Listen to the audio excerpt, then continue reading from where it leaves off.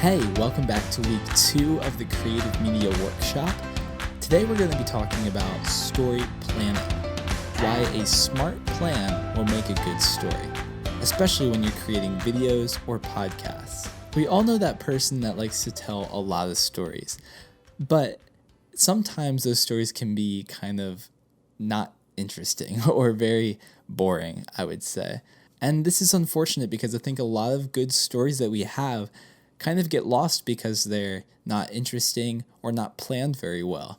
And this is what we want to tackle in today's workshop about planning. Planning is super important. In fact, it might be the most important thing for telling your story through video or podcast. If you don't plan, it's really easy to get lost in the details of your story. It's pretty easy to also have no real sense of trajectory or final outcome. You might have underdeveloped characters, and like I said before, you'll have a sloppy trajectory where you really don't have the story going anywhere. So this is why we're going to look at creating a smart storytelling plan that will help you create a really great video. In order to start thinking about our planning process, I think it's important to look at these 5 different questions that we have that can help us to form what the purpose of our story is. And that's actually one of the questions. What is your story's purpose? Also, who is my target audience? What action do I want my audience to take? How will the story be shared? What medium will I use to do that? And finally, how can I best communicate the story, either through written word,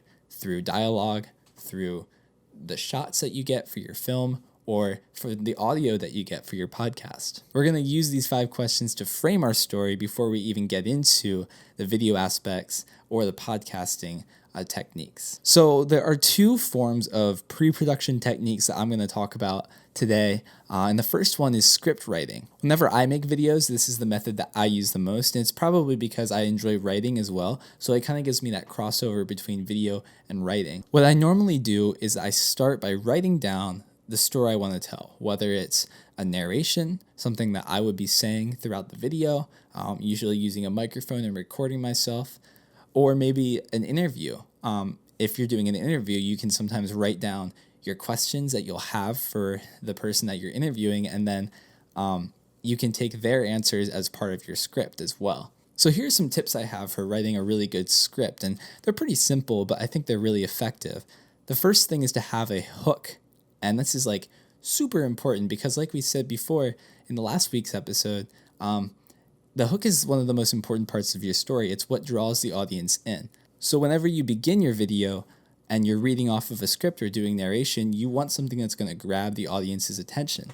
And this could be in the form of a question, maybe a quote that has to do with your story, maybe even introducing yourself to the audience in a unique way. All these different things are really good ways to hook the audience and make them want to stay for your video or for your podcast. A great example of this in podcast form is anything from NPR. If you ever listen to NPR podcasts, they have really good hooks that grab you at the beginning. And normally they'll take a bit of an interview from later on in the episode, and it's something that's like really doesn't really make a lot of sense at the beginning, but then once you listen to it the whole way through, you kind of have a whole understanding of what that hook meant. One other helpful tip I have is that normally half of a page can equal about 2 minutes of reading time if you're reading it normally or normal speed. So make sure you don't overwrite and have too much. So maybe try to keep your story to about a half a page to a page long so that you can really have more creativity and flexibility with different shots that you do if you're doing a video. Now, if you're doing a podcast, it tends to be a little longer, so you could go into a few pages if you'd like. But for video form, I would highly recommend no more than a page and no less than half a page. So let's do a little exercise quick. Let's look at a script that I'm writing currently for a video that I'm working on about buying local. And I think what's interesting is how we can derive different types of shots, like video shots, from even just written words, like your script. So let's think about this as we look at the script here. So as you can see, there are a couple points in the script that have a list of different things. The first one I see is drink, eat, and buy for members in our area. Now, when you think about that, you can kind of picture drinking. Oh, maybe I should film a restaurant or a bar. And eating, again, like a restaurant or somewhere outside, somebody having a picnic. And then finally, buying is really important for all sorts of places. So make sure I'm grabbing videos of stores, local places nearby where you can buy things.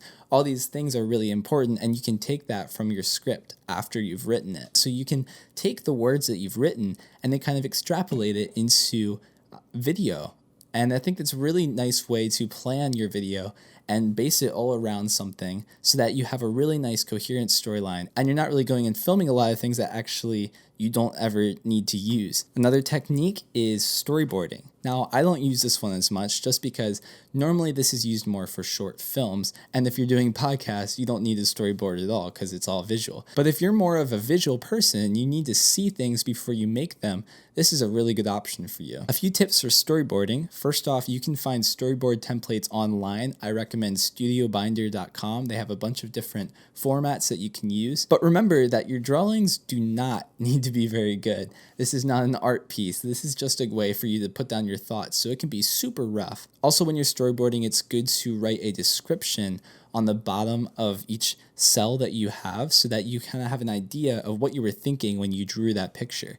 Sometimes this may involve movement, so you could write camera moves slowly to the left or something like that, so that you know that the camera is supposed to be moving at that time so that you can get that shot easier and quicker when you're on the go. And the last tip I have is that storyboarding is great, but sometimes you can feel a little restricted to your storyboard when you're finished. And I would say that your storyboard should just be a place for you to go off of. In a way, it's kind of like a springboard because it allows you to be creative. You have a plan, but because you have a plan, you can actually think outside the box and think, I planned my shot this way, but maybe it would be cooler to do it this way. And it gives you more freedom to experiment. So make sure that that is how you view your storyboard and that you're not just viewing it as a restrictive set of rules that you have to follow. So those are some tips for planning your story, and I think it's important for you to get these things going before you start filming your story, just so that you have a really solid plan and you're ready to go. So next week, we're going to talk about how to film and the different shots and angles that you can get to really accentuate your story and bring something out in it. So I hope you join us next week, and feel free to watch the rest of these videos to learn more about how to plan your creative media and create amazing stories. Have a great week.